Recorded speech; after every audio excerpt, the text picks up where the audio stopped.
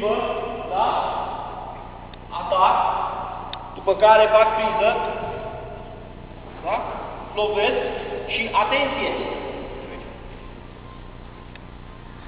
Lovesc